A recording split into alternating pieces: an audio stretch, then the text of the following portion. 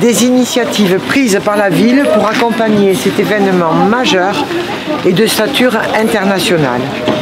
Mais avant que nous abordions ces différents aspects qui touchent à la jeunesse en direction des écoles de la maternelle au CM2 ou encore de la dynamisation du commerce du centre-ville, je tiens très sincèrement à saluer ici l'ensemble de nos partenaires sur l'organisation de cette compétition internationale, qu'ils soient institutionnels ou privés, et qui sont pour la plupart présents depuis le début de cette belle aventure.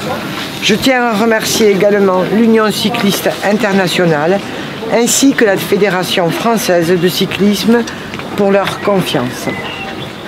Enfin, je voudrais profiter de cette occasion, ce ne sera pas la seule j'espère, pour renouveler ma profonde gratitude envers Lourdes VTT, son président, Patrice Border, ses 130 membres et la centaine de bénévoles qui se mobilisent sans compter depuis 3 ans pour que cet événement hors norme soit la réussite éclatante et collective que l'on connaît.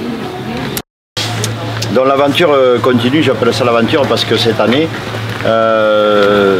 voilà, on est 130 dans le club de Lourdes VTT. L'an dernier on était 180 bénévoles, cette année on sera 300. Donc c'est pas parce que c'est la dernière, bien au contraire c'est un début.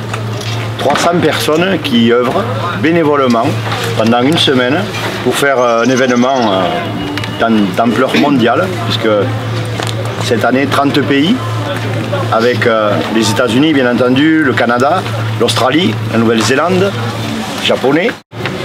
Le club de Lourdes VTT a souhaité faire une pause pour reposer ses bénévoles et pour rebondir sur un développement du Pic du Gers, afin que demain on postule pour 3 voire 5 ans de plus de Coupe du Monde, c'est-à-dire qu'on a de fortes chances dès 2019 de revoir la Coupe du Monde pour plusieurs années à Lourdes.